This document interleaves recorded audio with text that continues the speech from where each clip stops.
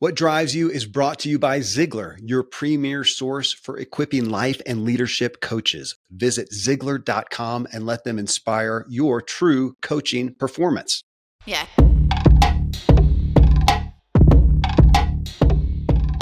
Welcome to What Drives You. I'm Kevin Miller, your host and guide to help you master your inner drive so you can live a driven, inspired, and peaceful life that sees you driving further and enjoying the ride. In this episode, we continue on with this series that I'm currently calling What Drives Us in Death. And title of this one, What My Mom Wants to Impart to the World as Her Husband is Leaving It. So in the previous episode, if you heard that, I shared the title there was What My Dad's Pending Death Can Teach Us About Living. And today I highlight a message that my mom feels burdened with during this acute time of life. I mean, death gets us all serious about what is really important. And this is a message that she wanted to communicate to everyone. She has been, and it's a message I feel is more than worthy of communicating. I believe it's actually the key, as you do, literally, to how you can most tangibly change the world and impact it for the better. So my mom is Joanne Miller. She prides herself most on being mom. To myself, my brother, Jared, my sister, Ashley, and then grandmother to her 16 grandkids and 4, soon to be 5 great grandkids. She's well known as the wife and partner to my dad, Dan Miller, who's the catalyst for this conversation. He is 48 days to the work and life you love fame. She, mom, is also a mother figure and friend to countless people. And those roles are top of the list. Now, further down, yet really impressively, she's also author of 2 books, Be Your Finest Art and Creating a Haven of Peace. She's co-produced a lot of material with my dad at 48days.com, like the living, loving, and working audio that any entrepreneurial couple should be checking out. She's also an accomplished artist who has participated in a lot of galleries, has a lot of paid for paintings hanging on people's walls, including mine, though she didn't make me pay. Thanks, Mom. She's just a tremendous human who I cherish greatly. Thanks for doing this, Mom. You're welcome. Thank you for having me. Yep. It's an honor. I think you're an amazing podcaster, and it's always an honor to be on here with you. Thanks, Mom. Yeah. So my dad, your husband, Dan Miller, is in the ending days of his mortal life. He's literally right now probably 20 feet away from us in a hospice bed, sleeping, not in a lot of pain right now, right? A little groggy, but he is openly walking this journey to a transition. And as he's done that, you have been updating. He has a page at, I believe it's Murial, MURIAL.com/life. No, .life. Murial, MURIAL.life/Dan-Miller. All right. So that's the it's like a testimonial page where people, 200, 300, I don't know, have been posting things. And you've been putting updates there. I actually gives you a link to Caring Bridge, which is like medical updates. And you've been giving updates. 2 days ago, we're recording this on January 9th, which folks, you'll see this. I think it's going to post on Thursday, January 11th. So we're recording just a couple days before that. And on the Caring Bridge, I think it was January 7th, you posted about what was on your heart. And you told us about it. And then you were talking about it yesterday morning. You brought it up last night. And I said, stop talking. We need to record this because it's significant. So here you are as you are about to see your best friend, your husband, your partner for how many years? It'll be 56 in March. 56 years of since you got married. You've known him. Since we got married, I've known. I met your dad on the very first day at Ohio State, and I was 17 and he was 18. And he's been my rock for all these years, since 1966. And he is about to part, and it's making things acute, making life acute. Yeah. Yeah.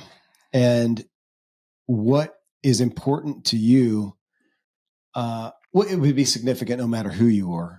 But it says a lot about who you are. And as you have been sitting here going through this really since day one with your kids, your Yep. grandkids, and you're looking around at us. Yeah. You and Dad have your relationship and you're walking with this through with him. You have your own journey of where you are individually. And then you're looking out at us and you're saying, oh my gosh, guys, please listen. Mm-hmm. Yeah. That's one of the things, and I'm going to try to do this without crying. It's all right. Because, and I will tell you with this right now, when I cry, I sound like Minnie Mouse. I cannot talk and cry. I always envy people who could, but I cannot. I'll ad lib, or we'll just give a moment of pause. We may have to. And folks, you can sit there and ponder during the pause. One of the things that we have always been very, very conscious of is that we are the role models for our children, for our grandchildren, for our friends, for anybody we come in contact with. We are the role models. We take mentoring very, very seriously, because when we first got married, neither one of us knew anything about life. Neither one of us knew anything about marriage, relationships. We were very naive. And when I look now back and think 17 years old, well, I guess I was naive. I mean, I was a child, and so was Daniel. And we were both very sheltered.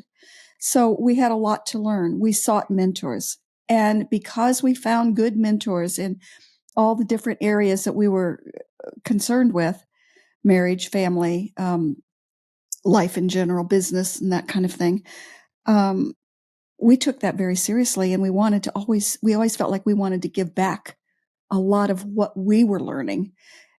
Because what's the point of learning if you're not using what you're learning to help other people? And that's just kind of been our premise all along.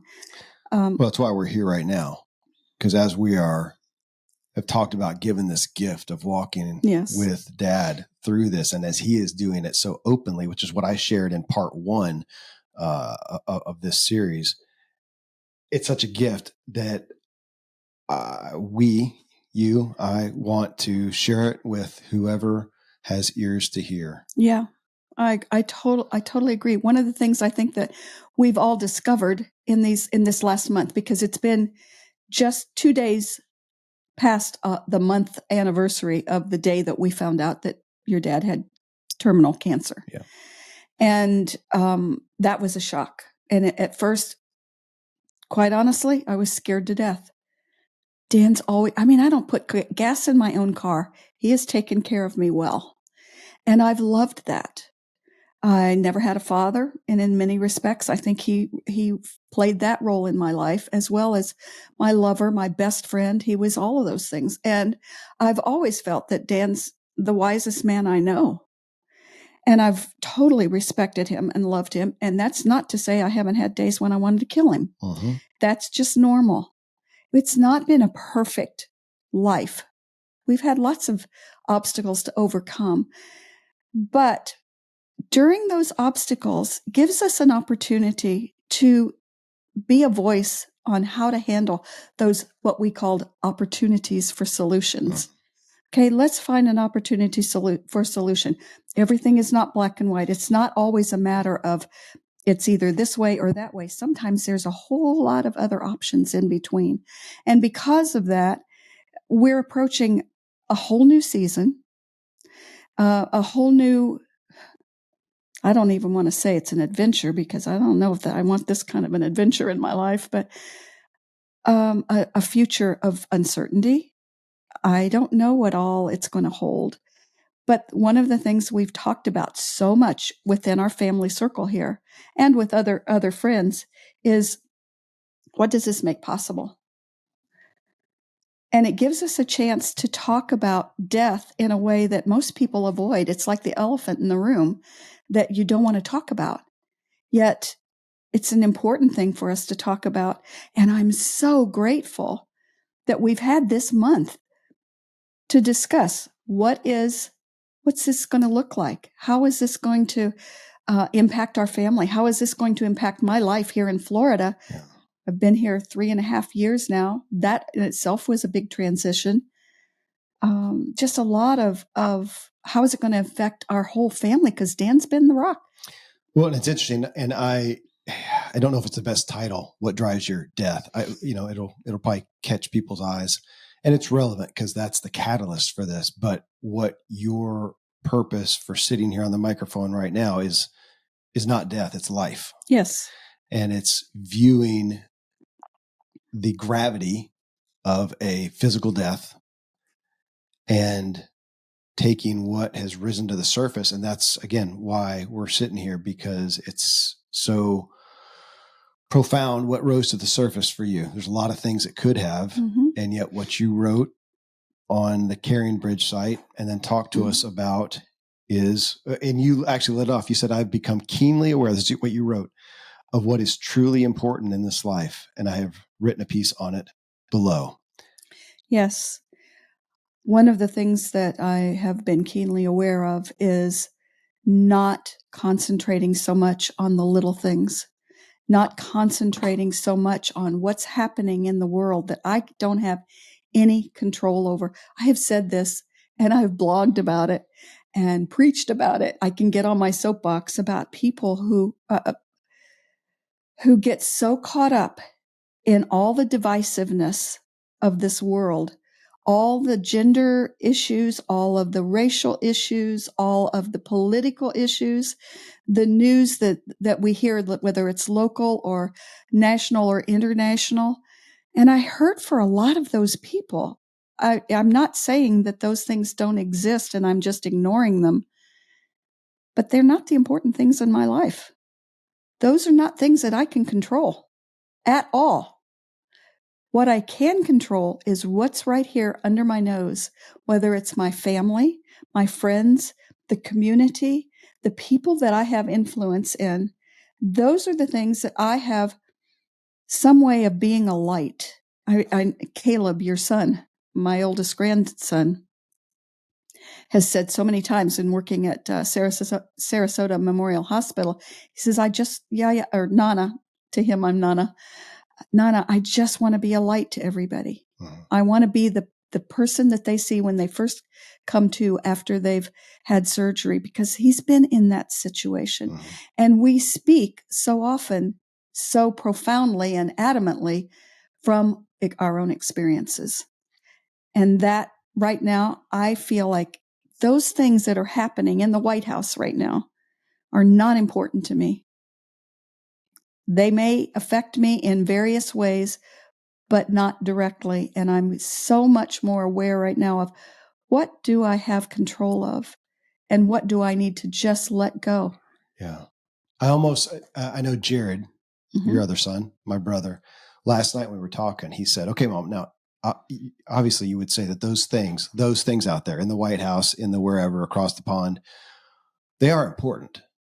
They're important to the world. They're important to the world. And to some degree, some of them, you would say they probably are important to you to a degree, but they're not priority. And as you said, you can't control them. Even you mentioned racism. And last night we heard an amazing poem by your daughter-in-law, Ilea, who is mixed race, but most people would say she's Black, and that's a part of her life. And so, is that important to you? Racial issues? Absolutely. Absolutely. And I maybe misspoke in the fact that it's. That's why I was saying the word priority, though. Is it something, and can you control it? Now, what can you do? Well, you're loving her well. You just mentioned my son, Caleb, your oldest grandson, and he is just recently married to a woman who is Black, who's carrying his little baby now, our namesake. Dad's and mine, it'll be another Daniel. Another Daniel middle name there. You have, through me, 2 adopted daughters who are Native American, and now 4 little grandkids who are Native American. So those things, I just want people to hear that. So, is that important to you? Sure. But to the point of, we could play with semantics. Is it priority one, or can you control that? What can you control? And you're saying, I can control right here. You can help racism by loving and fully embracing and advocating for those of other races that are attached to your bloodline.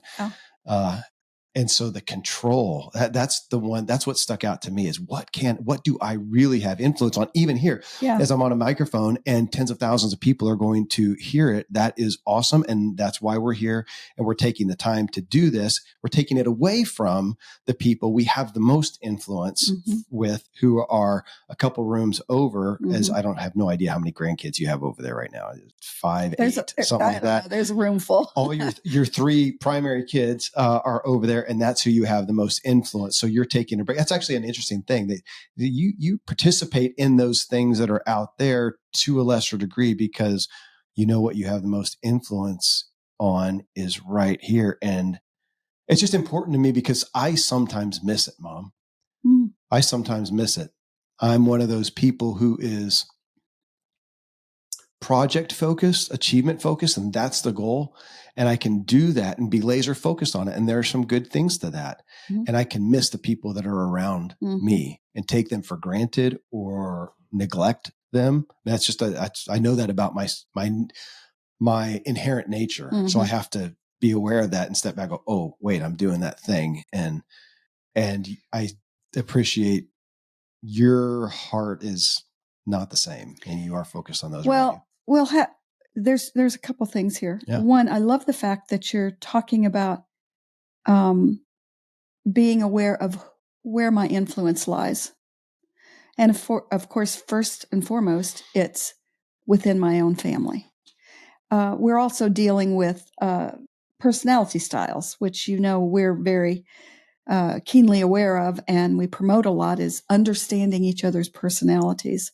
And it's a lot of what's helped our family function as well as it has, because we've been able to understand, Kevin, when I'm talking to you, do I need to ramble on and say everything in about 16 sentences, paragraphs? Actually not. I know that about you. Take a while. Yeah, exactly. Do I need to cancel any appointments? What's the line I listened to? So my sister, your daughter, Ashley Logston, her show, Mama Says Namaste. I listened to her show yesterday because she did one. If you guys want to check it out. On 48 Days, the podcast 48 Days, my dad, your husband, Dan Miller, did his last podcast last week. Very touching. I talked to somebody today that said they're going to share it with their whole family. It's about 10 minutes. I haven't been able to watch it yet. Okay. Then Ashley on her podcast, Mama Says Namaste, did a podcast, she and her husband, Nathan, about this. And their line on there that I either had not heard or I missed it was something to the effect of how our individual differences make us unique, make better, make the group stronger. Do you remember it? Our uniqueness brings the strengths out of all of us. Yes, makes all of us stronger. Yeah, makes all of us stronger. Yeah, yes. And that's true. And we know that within our family. We know each other's strengths. We know each other's personality styles. It's a lot of what helps us to gel better as a family, I think. So I think that's an important issue. I'm going to deal with death in a different way than you will deal with death. I'm going to look at our relationships differently than what you will look at relationships. And we have to recognize that. And everybody will grieve differently. Yeah. Everybody will take what they've learned from this and apply it in different ways. And I totally expect that. I don't expect everybody to deal with it in the way that I am. And I'm dealing with it in many different facets. One, looking at my future, which is sometimes scary. It's going to be very different, but I also know that I'm strong enough. I've learned enough. And at my age, I'd better be pretty clear on the foundations laid in front of me. I feel like God's in control, and he's shown us many, many ways in which he's working through this whole situation, giving us this time with Dan, and before he does die has been phenomenal. We know that it's going to come. Could there be a miracle? Absolutely, and we're open to that. But we also know that he's fading, and that's something we can't deny. So when looking at okay, how can I handle this in a way that not only I have to do my own self-care, but I have to care also for all of you three kids that are losing your father, who's been very influential in your lives, the grandchildren who adore him and that he adores. It'll be a different world for all of us. So how are we going to traverse this? If we're Christians, if we're spiritual beings, we have to recognize he's going to be with us. He's going to be with us. I don't know what it's going to be, although we all have talked about it's going to be every eagle we see. Dan's going to be up there with them, soaring with the eagles, just like he would want. And we happen to live in Florida where there is a plethora of eagles. We see them frequently. Had one in our tree recently that Dan was just enamored with and so excited about seeing. So we're learning and we're growing. And I think that I am much more aware of what's the important things. What are the priorities? And my priorities pretty much stem around relationships.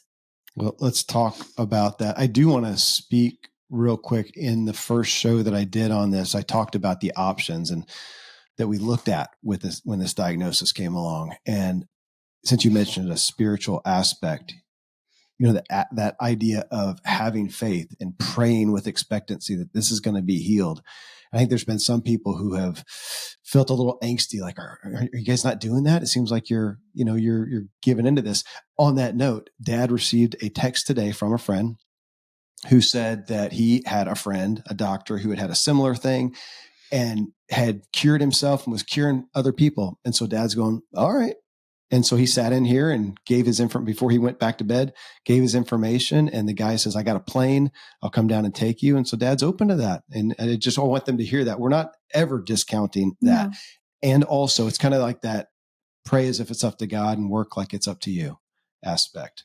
Oh, I like that. Fair enough. Okay. Yeah, I like that. I want to come back to the influence though. And you saying, who do we have the most influence on? And you saying you have the most influence on your family, the people close to you and whatnot, and going out. And, you know, here I am with this podcast that reaches so many people. And then I go home at night to a wife and however many kids are at home at that point, 5, 10, whatever it may be. And that's who I had the most influence over. Now I want to hit on that though, because as you know, there's a lot of people who feel like, oh my gosh, I have the least influence in my home. I go to work and I do have their respect. I haven't connected and we don't need to, beat that up, but for whatever reason, there's going to be hard things and they feel like they haven't connected. One thing that's always been impressed on me is I am influencing my family and my friends, whether I want to or not. Absolutely. Good, bad, or indifferent, you are. That's weighty. And so to look at that and now then I want to take that then as a opportunity, as a gift and as a blessing and not a burden, which honestly, sometimes it can feel that way because sometimes I don't feel like being a freaking good influence. It's a big responsibility. It's work. I want to have a bad day sometimes. Yeah. Well, you know what? There's no reason why you can't have a bad day once in a while. Take off and go to the beach or the mountains. Yeah. And I know you tend to do that. I do. When you need to relieve stress and you need to make yourself feel better, take some self-care, you go to the mountains, you ride your bike, you do a strenuous workout. Those are the things that appeal to you and help you to de-stress. Yeah. And those are things that I have to find, we all have to find. How do we de-stress? How do we make life work with us and for us so that we're not just fighting it all the time? And sometimes, Kevin, I think that we fight life so much that we get so entrenched in all the extraneous things, again, that we have no control over, that we forget what's important right here in our own backyards. Can I read a couple of things? I've got a couple things that I wanted to bring to the forefront. And one of them is in my book, Creating a Haven of Peace, because I have so loved this quotation. I have the original quotation in a paper in my office that I have cherished. This quotation comes from Barbara Bush, and it was reported in the Washington Post on June 2nd of 1990, so it's relatively old. Your success as a family, our success as a society, depends not on what happens in the White House, but in what happens in your house. And I have taken that so seriously. And I feel that so much of the breakdown in our society is because this was not adhered to well. I take seriously creating that haven of peace. I've written about it. I speak about it. I paint things about it. I write about it. I do poems about it. If we don't create that peace in our homes, how can we ever expect to have peace in our society, in our community, in the world around us? How? I don't understand how we could. I wrote a piece, you call it a poem or just something of my thoughts. I don't know what you want to call it, but I took this one off of the beside the toilet in the guest bathroom so that everybody reads it. I want you to read it, and folks, I want you to take a deep breath and really listen to it real quick as a preface as you talk about the influence. The greatest influence we have is in our own homes. I want this to be relevant for everyone. And somebody is sitting there that lives alone. Somebody, they're a widower, they're just a single person, whatnot. And they're going, well, I don't have anybody in my home. Whatever the home is closest to you, you have people that you have the most contact with, the most influence with, the most exposure to. And there is a lot to be said for face-to-face, even in this world of telecommuting, which I love. That's how I do most of my shows. I greatly appreciate that.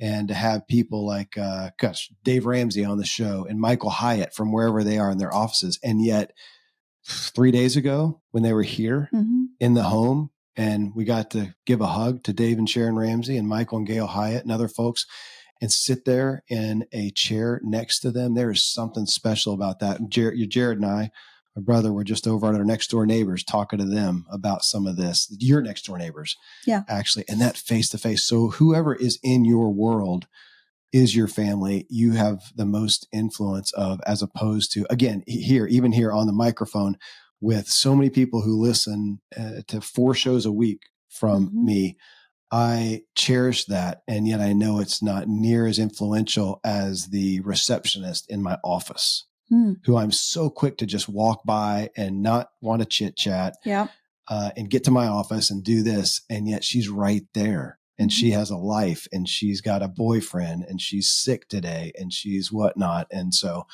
there's that family. So I have to pay attention to that, but to realize that we have a family, even if your house is not full of spouses and kids and grandkids, you have one, or you can. Absolutely. You can have family. It's amazing to me. Well, interestingly that you should say that, because I took a little bit of self-care time on Friday and went to the club and played mahjong, which is I usually play on Fridays and I play on Mondays, and I play canasta on Tuesdays. And many of the people are overlapped. They're people that I play both canasta and mahjong with. I came in, and I hadn't been in there for a few weeks, and they stood in line hugging me, and they said, oh, there were, I don't know, more than a dozen, 15, 20 of them. They stood in line to hug me, and they said, we're your family. Family doesn't have to be blood related. I have so many soul sisters, people who are near and dear to me. Interestingly, I just met a lady that I played mahjong with now, got to know her just recently. Her husband just passed away with pancreatic cancer. She's alone now, and I have befriended her, and I thought, wow, God brought her into my life just at a time when we both needed one another. It's amazing how those things show up. And yeah, what you said is so true. Family doesn't have to be your blood. Well, you're sitting here not just because you're my mom. I have other family members who I'm not going to put on the mic, but you're here because that aspect of if you want a friend, be a friend. And when I go out to eat with you guys, you're saying hi and hugging and know by name the server and the hostess and the guy cleaning the floors at the club and whatnot. And they all know you, and you guys have done that. You create family wherever you go. So that to say, regardless of whether your home is full of humans or not, we have that opportunity. So this poem that you wrote, In the End, you wrote it on December 22nd. Which was my birthday. Which was your birthday. Mm-hmm. I showed up here maybe a week later. I can't remember. And maybe you sent it to all of us. I don't know. Anyways, and you posted it around. And so I'm going to ask everybody to take a deep breath. Here you go. All the petty arguments, the efforts to prove a point, the angry words and the pouting count for little in the end. All the struggles endured, the pain, the hurt, the need to be right, count for little in the end. All the selfish acts, the self-centered desires, the heated debates count for little in the end. All the political strife, the divisive beliefs, the outbursts and decrees count for little in the end. In the end, what counts forever is the need to be loved, cherished, appreciated, respected. In the end, what counts forever is the legacy you leave, the footprints you make that change the world one little bit better since your birth. Thanks. You're welcome. Those were the thoughts that came to me in the midst of grieving, in the midst of all of the uncertainty. What's really priority right now? And what's priority is family and relationship. And there's nothing that brings that out more than going through a family trauma like what we're going through. Or family graduation is what Dan refers. He's graduating. Yeah. It brings to light, we had on the show, I think in 2023, Robert Waldinger, who, if you type his name in and just type in Robert Waldinger, it'll come up. He has a TED Talk.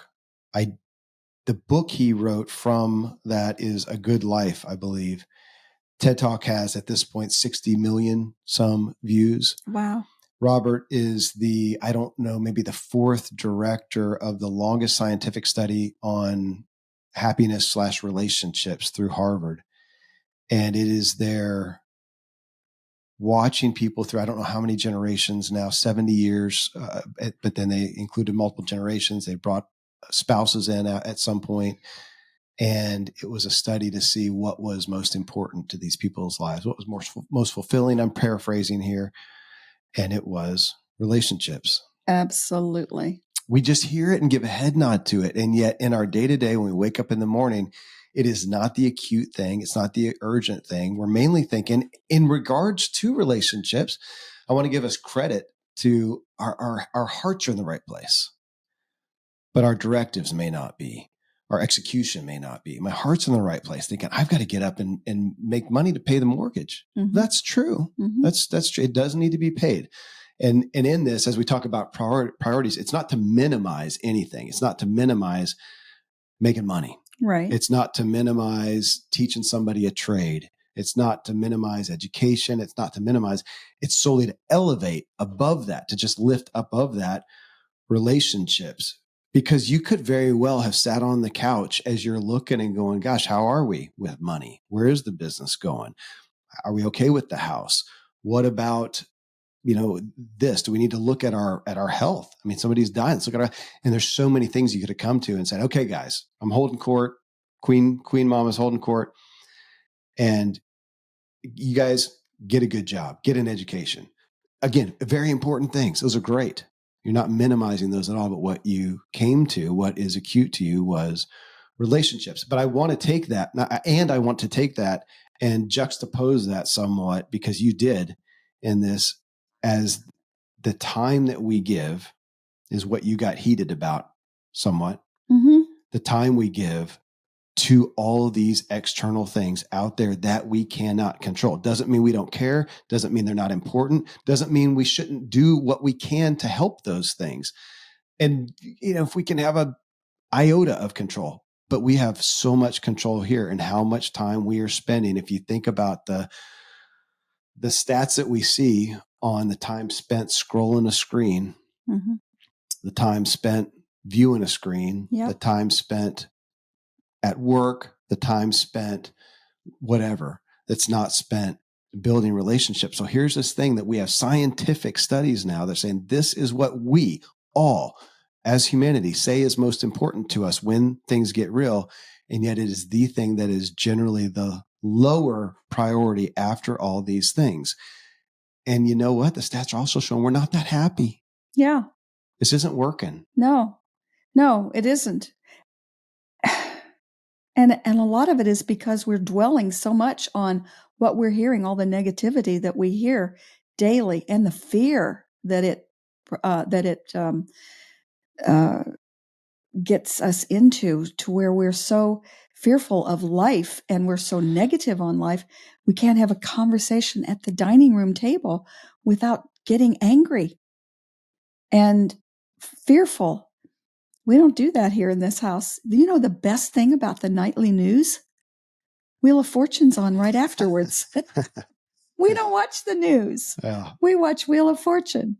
We watch things that are more uplifting. And that's something that we've done quite a bit even since we got the diagnosis for your dad, is we've sat how many times in front of the TV and watched bloopers or the Smothers Brothers or things that are funny, lighthearted. There's so much negativity, sadness, darkness in our world. And if we concentrate on that, that's what we're going to see. That's the thing. It's like that reticular activator. If you are concentrating on the darkness out there, that's what you're going to see in everything. Well, let's hit on that. If you're going to concentrate on the darkness, media, I want people to hear this. This is not a conspiracy theory. This is really not a negative bias. This is business. So let's talk business. Business right now. If you are in the media, which is that's what we're all looking at on our phones. If you're in the media, if I am leading a media company personally, and I am concerned about dollars and the bottom line and a business, okay, I'm going to do what we know is going to sell most. If it bleeds, it leads. It leads, absolutely. So my job is to put out, in essence, folks, I want you to hear it on the media. My job is to put out as much negativity as I can, or to even take something that may not be and pull out the negative side. Controversy. That is business. So I'm not going to say that anybody is a bad guy, is doing things wrong. They are doing business. If I'm creating toilet paper, I'm going to make it tough and absorbent. If I'm going to serve you well, if I'm making media and that's my job to pay the shareholders, I need to give negativity and drama. And I notice that kids these days more and more are talking, and I've had some of my own kids do this, and we've had some conversations. No, we've been privileged enough to have some conversations about it when they go, oh my gosh, the world's going to hell in a handbasket. It's a terrible place. Well, if you focus on that crap on your phone, it is. But then I find people like you and dad who comes, hobbling a little bit out today, and he looks out and he's looking at the tree and he's thinking, and he says, it's beautiful. It's beautiful. Well, it depends on what you focus on. And I find people who are out, who are doing things and creating stuff. The people on my shows, the people like the bookcase, if anybody's watching this on YouTube, the bookcase behind me, the dad's bookcase, I have my same at home. It's at my studio, same backdrop. Those people, and you don't find any gloom and doom folks amongst them. They're loving life and they're looking and going, are there hard things? Yes. Have they endured hard things? Most of them are on the shelves because they have endured hard things and they've overcome them, and they see the beauty and the glory of life. And so this is not just some Pollyanna thing to look and negate the bad that's out there, because there's some bad crap going on, no doubt. Absolutely, there is. And we have it in our own homes. All of us do. I mean, bad things happen even to good people. There was a book about that years ago. I don't remember who the author was, but concentrating on seeing what is possible What does this make possible? Has helped us a lot, even through this experience with your dad. What does this make possible? How many times has he said that? How many times have we all said that? And wow, he had somebody ask him, I think it was yesterday, somebody, I think that I can't remember if he was talking to him on the phone or whatever, but was asked Dan if he had any inkling, any premonition of this, of what was going to happen. And Dan said, absolutely not. I mean, we were blindsided by it. We had no premonition. But when we look back at the steps that have happened in the last 3.5, 4 years, we moved here 3.5 years ago, in selling our property, which was beautiful. We loved it, but it was such high maintenance, and we're getting older, and we figured we didn't need that anymore. All the things that happened in that scenario, which a lot of listeners probably are aware of, we had 4 years up there of trying to get to the point where we could sell that house because of some issues with zoning and codes and stuff. But in that time frame, the value of our property went up tremendously, and the value of this during that time, because it was right during COVID, tanked. We sold at an amazing price. We bought at an amazing price. We came down here and created a life that we love, in a community that we love, in a climate that we love. And there's so much beauty all around us, and we can't help but talk about that and be aware of that. That's what we're looking for. I'm not looking for the downsides. Even in all this that we're going through in the grief, there's going to be great things happen through this. I know that. Well, this is part of it, because let's be frank too, that within the past couple weeks or so, there's been some times when Dad has talked about that. Okay, so what does this make possible? And he's looking at it going, I don't know, because it doesn't look like I'm going to continue. So what does this make possible? And he's like, help me out here. And we're seeing that this is what it makes possible. Yeah. This is what it makes possible. It's the ripple effects that you guys have had on people, and that he is, my gosh, I mentioned Dave Ramsey a couple of days ago. So Dave flew 12 people. There were 10 of them total. 10 people down here a couple of days ago to spend some time with Dad. Afterwards, Dave emailed us back and said it was one of the most profound days of his life. Mm-hmm. And if we're lucky, folks, I'm going to have him on this mic talking about that here in a few days. It's influencing a lot of people. So what does it make possible? Sometimes we may need to go beyond our own borders of our own lives. Yes. Because it may not be a tidy bow at the end of the day. Dad's not hoping or looking forward to ending his days. And yet, what does it make possible? It makes possible things that go beyond him. Yeah. And he's at peace with all of that. Yeah. He really is. We've had so much time, all of us, to talk about it and talk it through. And we're accepting of whatever happens. It could be a miracle. But maybe that miracle is in what happens after his death. We don't know. Miracles come in all different forms. And I want folks to hear this. You're hearing this. This is coming out. This is going to come out on Thursday, January 11th. This is 48 hours before then. How's that? 48.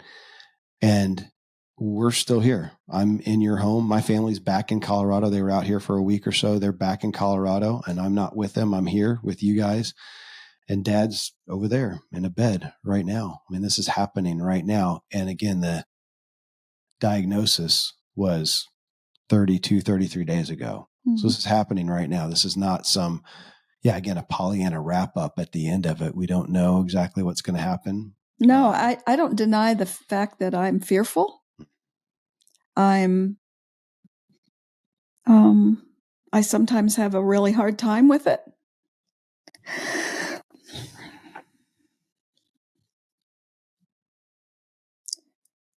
But I know that I will go on.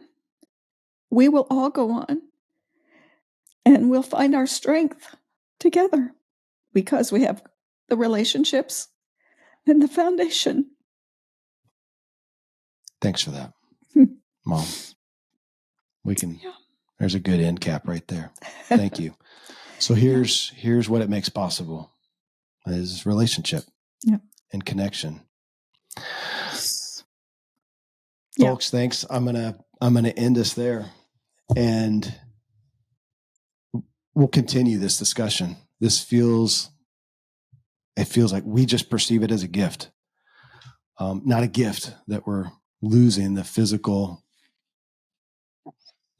body of Dan Miller, my dad, your husband, Papa, but a gift that with something that is inevitably going to happen for all of us, that we have the chance to walk through this and talk through this and to ponder this and to learn from this and to grieve this. And we get the chance every day right now, and we will eternally. Yeah. So I appreciate you having the courage to listen to a topic like this. And I'm not going to even give my normal outro, folks. Thanks for tuning in to the What Drives You podcast. Until we come back for the next part in this series, stay driven. Yeah.